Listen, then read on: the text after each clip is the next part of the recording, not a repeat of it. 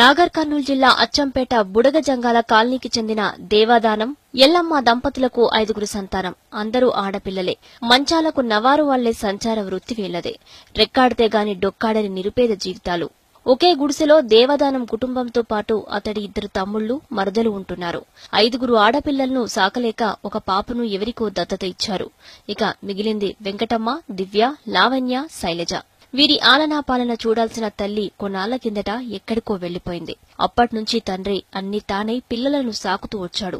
విధి మళ్లీ ఆ నిర్భాగ్యుల జీవితాలతో చెలగాటమాడింది. కొన్ని రోజులకే ఆ పిల్లలకు నాన్న కూడా దూరమయ్యాడు. మంచాలు అల్లడానికి నాగర్ కర్నూలు వెళ్లిన దేవదానం రోడ్డు ప్రమాదానికి గురయ్యాడు. కాళ్లు 2 విరిగిపోయి ఒళ్లంతా గాయాలతో గాంధీ ఆస్పత్రిలో చికిత్స పొందుతూ చనిపోయాడు. కనీసం అప్పుడైనా తల్లి వస్తుందని పిల్లలు ఆశగా ఎదురుచూశారు. కాని ఆమె జాడలేదు. కౌన్సిలర్ ఇంకొంతమంది కలిసి దేవదానం అంత్యక్రియలు జరిపించారు. ఇప్పుడా ఆడపిల్లలకు అమ్మాయి ఎటూ లేదు. కొండంత అండా నాన్న కూడా ఈ లోకాన్ని విడిచి వెళ్లాడు. దిక్కులేని అనాథలయ్యారు. 2 బాబాయిలు, పిన్ని ఉన్నప్పటికీ 4 ఆడపిల్లలను పెంచే ఆర్థిక స్తోమత వాళ్లకు లేదు. అక్క వెంకటమ్మ చదువు మానేసి చెల్లెలను కంటికి రెప్పలా చూసుకుంటోంది. తండ్రి చనిపోయినప్పుడే అమ్మ కూడా చచ్చిపోయిందని పిల్లలు అమాయకంగా చెబుతుంటే గుండె తరుక్కుపోతుంది. దివ్య, మా బాబాయిలే చూసుకుంటుర్రు. మా అమ్మ వచ్చిన పోము. నాన్న చచ్చిపోయినప్పుడే మా అమ్మ చచ్చిపోయింది. ఇప్పుడు అమ్మ వచ్చినా సరే ఆమె దగ్గరికి వెళ్లమంటున్నారు పిల్లలు. మనసున్న మారాజులెవరైనా తమను ఆదుకోవాలని పెద్దమ్మాయి వెంకటమ్మ ప్రాధేయపడుతోంది. తనతో పాటు చెల్లెలను చదివిస్తే జీవితాంతం వాళ్ల పేరు చెప్పుకుంటామంటోంది. నేను చదువుకోవాలనుకుంటున్నాము. మా నాన్న బేరానికి పోయి పోషించేవారు. నారకాన్ని బేరానికి పోయింది. యాక్సిడెంట్ అయ్యి చనిపోయింది. 5 మందిని సాకలేక మా నాన్న వేరే వాళ్ళకి ఇచ్చేసినాడు. నేను చదువుకోవాలని కోరుకుంటున్నాము. ఎవరన్నా చదివించే వాళ్ళుంటే మేము 4 చదువుకుంటాము. ప్రస్తుతం వీళ్లకు ఇల్లు లేదు. ఖాళీ స్థలంలో గుడిసె వేసుకుని 7 అందులోనే ఉంటున్నారు. ఆ స్థలం వాళ్లు వచ్చి పొమ్మంటే రోడ్డున పడతారు.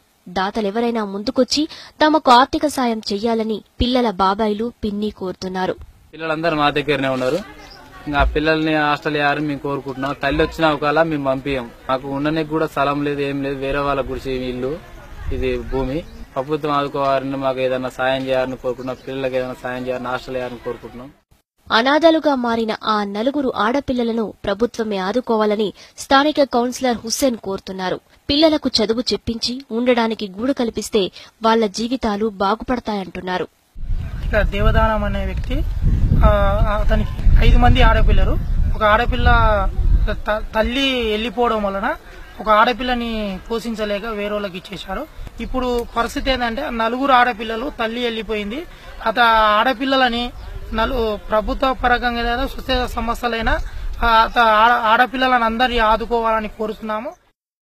దేవదానం కుటుంబాన్ని ఆదుకునేవారు State Bank of Hyderabad 6241807595 account నంబర్లో ఆర్థిక సాయాన్ని జమ చేయవచ్చు. లేదంటే 9985700363 మొబైల్ నంబర్లో నేరుగా సంప్రదించవచ్చు. అయ్యో పాపం, ముక్కు పచ్చలార 4 ఆడపిల్లలు. విధి వెక్కిరించింది.